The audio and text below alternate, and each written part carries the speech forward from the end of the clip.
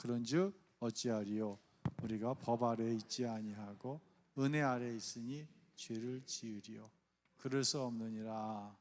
너희 자신을 종으로 내주어 누구에게 순종하든지 그 순종함을 받는 자의 종이 되는 줄을 너희가 알지 못하느냐? 혹은 죄의 종으로 사망에 이르고 혹은 순종의 종으로 의에 이르느니라. 아멘. 예, 읽어주시겠습니다.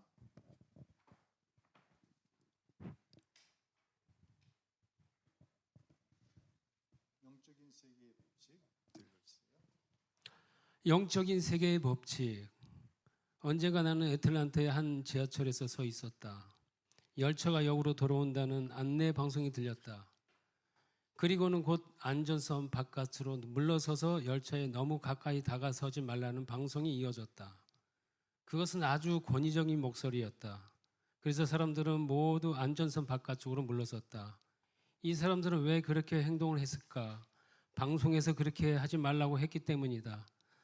사회가 혼란스러운 무정부 상태로 가지 않기 위해서 이처럼 법이 필요하다. 그러나 영적인 세계는 다르다. 영적인 세계는 법에 따라 사는 것이 아니다. 우리가 규칙과 법에 따라 우리의 삶을 꾸려가려고 한다면 반드시 실패한다. 나는 천리역정에서 나오는 이야기를 좋아한다. 그리스도인이 인간의 마음을 상징하는 큰 방이 들어간다. 그 방은 죄를 나타내는 먼지로 덮여 있다. 그가 법을 상징하는 큰 빗자루로 먼지를 쓸어내려고 빗질을 한다. 그런데 먼지를 쓸어내리는커녕 오히려 더 먼지를 일으킨다. 이것이 우리가 법에 따라 살려고 할 때 일어나는 현상이다. 죄를 쓸어내는 것이 아니라 오히려 죄를 자극시키는 것이다. 우리는 율법이 아니라 예수님의 생명으로 살라는 부르심을 받았다. 우리가 예수님 안에 거할 때 그분의 생명이 우리를 통해 나타난다. 매 순간 그분을 의지하고 살 때 우리는 죄를 짓지 않게 된다. 그러나 우리가 예수님을 의지하지 않을 때 내가 아무리 율법을 지키려고 해도 죄를 짓게 된다. 그리스도인은 계명을 지킬 의무가 있다고 생각하는 사람들이 많다. 바울은 우리가 죄를 대해 죽었다고 말했는데 그 말은 우리가 계명을 이행하지 않아도 좋다는 말은 아니다. 그가 말하고 싶은 것은 율법은 우리를 위해서 만들어진 것이 아니라는 진리인 것이다. 성경은 말한다. 디모데전서 1장 9절 함께 읽겠습니다. 알 것은 이것이니 율법은 옳은 사람을 위하여 세운 것이 아니요 오직 무판 자와 복종하지 아니한 자와 경건하지 아니한 자와 죄인과 거룩하지 아니한 자와 망령된 자와 아버지를 죽이는 자와 어머니를 죽이는 자와 살인하는 자며. 율법은 의로운 사람을 위하여 만들어진 것이 아니라 고린도전서 3장을 보면 우리는 의롭다는 것을 알 수 있다. 예수님의 본성을 가지고 있기 때문에 우리는 의롭다. 우리는 이제 율법 아래 살지 않는다. 은혜의 삶은 율법과 규칙에 얽매는 삶의 방식을 끊고 예수님과의 관계를 누리며 사는 삶이다. 하나님과의 사랑의 관계를 통해서 우리는 경건한 생활의 동기를 얻는다. 지금 나는 부주의하고 멋대로 생활하는 삶을 살아도 된다는 것을 말하는 것이 아니다. 우리가 율법 아래 있지 않는다고 해서 마음 내키는 대로 죄를 지을 수는 있는가? 바울은 로마서 6장에서 우리가 계속해서 죄를 지을 것인지에 대해 묻는다. 성경은 모든 것이 합법적이라고 했다. 그러나 우리가 그리스도 안에 있는 자신의 정체성을 올바로 알고 그분 안에서 의로움을 이해한다면 굳이 죄를 지으려고 하겠는가? 이제 우리가 죄를 지을 때는 본성 때문에 짓는 것이 아니다. 따라서 우리는 죄를 지을 때 불편한 감정을 느낀다. 율법은 죄를 부추기지만 은혜는 우리에게 의로움을 돋운다. 우리가 읽은 거고요. 사탄은부터 계속 읽어주세요. 사탄은 우리의 은혜의 삶을 살지 못하도록 모든 수단을 동원해서 방해한다. 사탄은 우리가 예수의 인격을 초점을 맞추는 것이 아니라 사람 행위에 초점을 맞추기를 원한다. 사탄은 교묘하게 접근하여 아주 그럴듯하게 속삭인다. 내가 하나님을 기쁘게 하려면 그분의 모든 계명을 지켜야 한다. 이처럼 우리에게 모든 계명을 지키도록 애쓰라고 촉구한다. 그런데 이것은 교묘한 거짓말이다. 절대로 속지 말라. 그들이 하는 말은 옳은 말처럼 들리겠지만 옳은 말은 아니다. 왜냐하면 제가 권세를 부리는 곳이 율법이기 때문이다. 우리는 예수님에게 초점을 맞추는 그분이 우리를 통해 살 수 있도록 해야 한다. 이렇게 할 때 그분을 향한 사랑으로 인해 경건의 삶을 살게 된다. 어떤 국가든지 형법을 살펴보면 자녀를 돌보는 책임에 관한 수천 개의 법 조항이 있다. 우리가 이 법을 지키지 않으면 자녀를 빼앗길 수도 있다. 그런데 대부분의 부모님들이 이런 내용을 담고 있는 법률책을 읽는다고 생각하는가? 아니다. 그런 법률 조항을 알았다고 해서 자기 아이들을 빼앗길까 봐 두려워하는 부모들은 있는가? 그러한 법률 조항을 한 번도 읽어보지 않고 지키려고 애를 쓰지 않아도 우리는 자연스럽게 그 법을 지키며 산다. 마찬가지로 우리가 예수님 안에 거하면 그분을 향한 우리의 사랑이 동기를 부여한다. 그렇게 되면 그분의 법을 지킬 뿐만 아니라 그 이상의 것도 할 수 있게 된다. 그분을 영화롭게 할 때 은혜는 우리가 죄를 짓지 않게 할 뿐 아니라 더욱 거룩한 삶을 살 수 있도록 인도한다. 디도서 2장 11절로 12절 있습니다. 모든 사람에게 구원을 주시는 하나님의 은혜가 나타나 우리를 양육하시되 건건하지 않은 것과 이 세상의 정욕을 다 버리고 신중함과 의로움과 경건함으로 이 세상에 살고. 하나님의 은혜는 우리의 경건치 않는 것을 자연스럽게 버릴 수 있도록 이끌어준다. 이 부분에 줄을 치세요. 하나님의 은혜는 우리가 경건치 않은 것을 자연스럽게 버릴 수 있도록 이끌어준다에 줄을 쳐보세요. 계속 읽어주세요. 대개는 우리는 율법에 매여 있고 옳은 일을 하려고 하며 예수님 또한 그런 방법으로 사랑하라고 애쓴다. 우리들은 이처럼 자주 율법적인 태도를 취한다. 그러나 그것은 진정한 그리스도인의 삶이 아니다. 우리의 옛사람은 그리스도와 함께 십자가에서 죽었다. 우리가 율법에 대해 완전히 죽었다는 사실은 성경은 분명히 말한다. 우리는 이것을 믿어야 한다. 예수님에게 초점을 맞추고 그 외에 어떤 것도 두려워하지 말라. 예수님이 우리를 통해 사신다면 우리는 자연스럽게 거룩한 삶을 살게 된다. 그래서 자연스럽게 모든 율법과의 관계도 끊어지게 된다. 예수님 안에 거하겠다고 결단하라. 그리고 이제 세상 밖으로 나아가 예수님이 우리를 통해 나타나도록 그분께 순종하라. 아멘. 아멘. 알 것도 같고 모를 것도 같고 그렇지 않아요? 알 것도 같고 모를 것도 같고 영적인 세계의 법칙, 영적인 세계 그러면 이게 전설의 고향도 아니고 조금 뭔가 으시시하기도 하고 뭔가 신비적인 것이기도 한 것도 같고 그런데 저는 이렇게 좀 얘기하고 싶어요. 영적인 세계는 지극히 사람다운 것이다라는 거예요. 영적인 세계는 지극히 뭐답다? 사람답다. 그러면서 영적인 세계는 지극히 하나님다운 거예요. 누구다운 거예요? 지극히 하나님다운 거예요. 그러니까 사람다움과 하나님다움은 영적인 세계에서는 같아야 달라요? 같은 거예요. 자, 알 것도 같고 모를 것도 같고 그래서 제가 좀 고민을 하다가 이런 이중을 한번 찾아봤어요. 한번 PPT 하나 좀 띄워봐 주세요. 이 왼쪽에 있는 게 뭐죠? 왼쪽에 있는 게 뭐예요? 온도계의 역할은 뭐예요? 현재 온도를 현재 몇 도냐 요거를 현재의 몇 도냐 요 상황을 그대로 말해주는 거예요. 옆에 있는 게 뭐예요? 온도 조절기. 지금 22도인데 26도까지 올릴 수가 있어요? 없어요? 온도계는 올릴 수 있어요? 없어요? 현재 상황을 바꿀 수 있어요? 없어요? 온도 조절기는 바꿔요? 못 바꿔요? 바꿔요. 예. 자, 온도계는 현재의 상황만을 반영해줘요.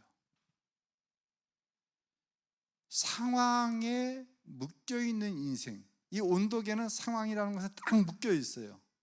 23도인데 24도라고 표시되면 이건 고장난 거예요. 이건 버림받아요.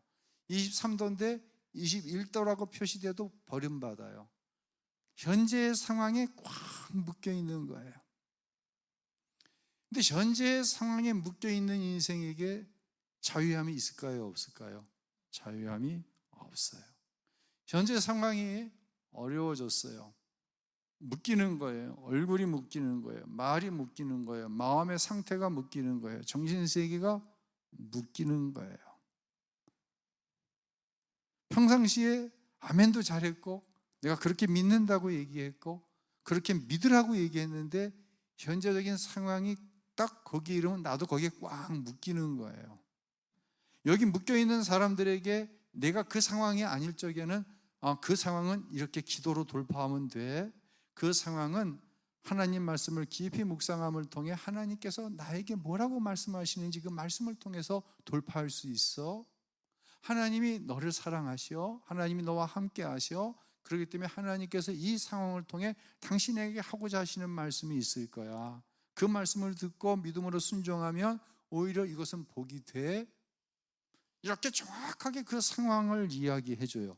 근데 이 상황이 내 상황이 되었어요.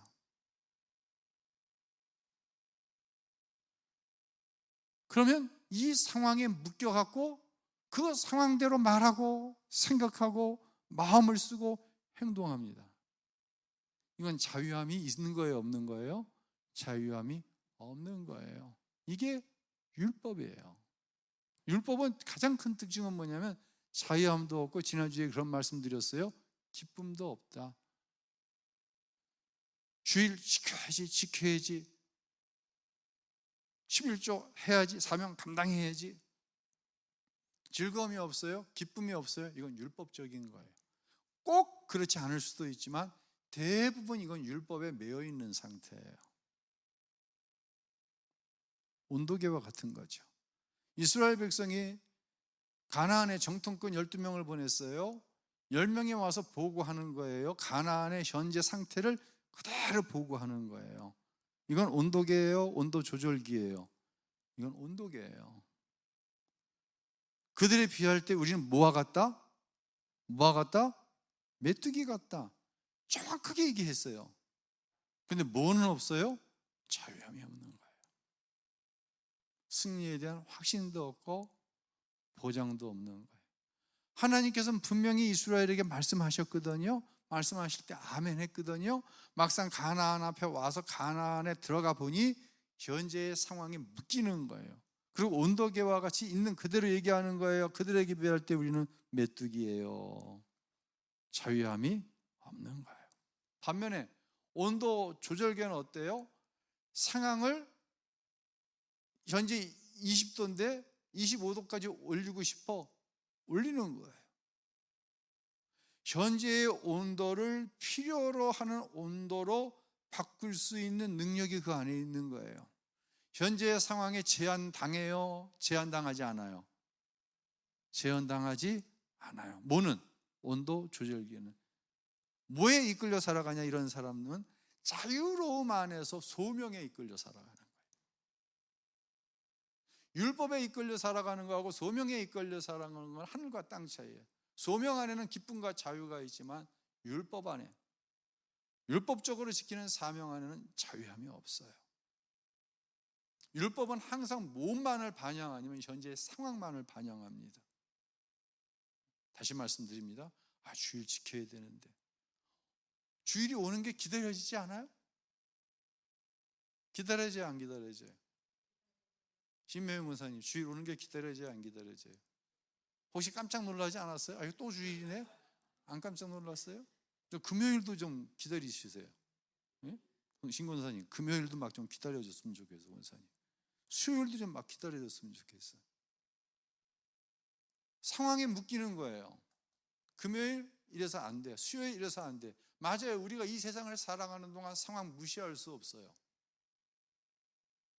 그러나 묶여버리면 안 돼요. 자유함이 있어야 돼요.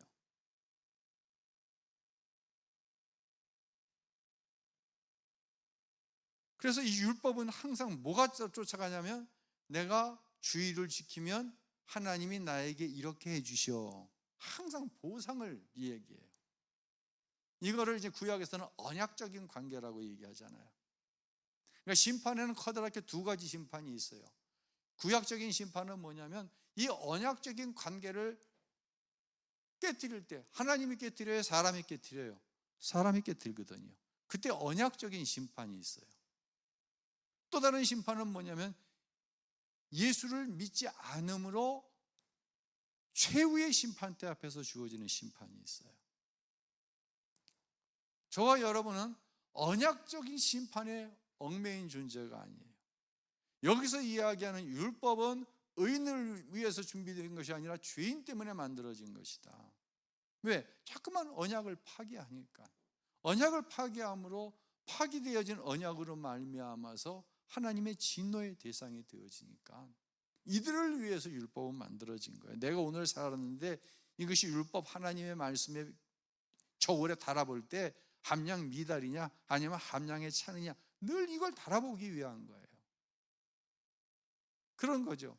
제가 요즘에 몸무게가 이렇게 올라가지 않아서 그냥 하루에 한 번씩은 꼭 온도계에 올라가는 거예요. 온도계가 아니라 체중계에 올라가는 거예요. 체중계에 올라가면은 자유함이 없어. 빠지면은 아유 또 빠졌네. 올라가면은 올라가면 안 되는데 이거 지켜야 되는데 자유함이 없는 거예요. 우리 요한복음 8장 32절 한번 올려봐 주세요. 함께 읽겠습니다. 진리를 알지니 진리는요 예수님일 수도 있고 내가 곧 길이요 진리라고 말씀하셨으니까요. 진리는요 하나님의 말씀일 수도 있어요. 하나님 말씀이 저와 여러분을 자유롭게 해야 돼요. 예수님이 내 안에 오시면 내가 자유로워지는 거예요. 이 자유는 상황을 초월하는 거예요. 상황을 정확하게 읽어낼 뿐만 아니라 이 상황을 초월해서 하나님께서 우리에게 약속하신 축복 안으로 능히 들어가는 거예요. 상황을 초월하는 자유함이에요. 죄, 율법은 죄인들을 위해서 만드는 거라고 그랬으니까 하나님 말씀 안 지켜도 구원받는 건 문제 없고 하나님 말씀 안 지켜도 우리가 죄인인데 사람이니까 이거 아니에요. 하나님 말씀대로 사는 데에 자유함이 있는 거예요. 내 기질이 있어요. 내 기본적인 성향이 있어요. 이것을 능히 극복하는 데 자유함이 있는 거예요. 왜? 내 경향, 내 본성이 그렇게 바뀌어버렸잖아요. 그래서 이 12명의 정탐꾼 중에 2명 누구죠? 여호수아와 갈렙은 현재 상황은 그들에 비할 때 우리가 메뚜기와 같아.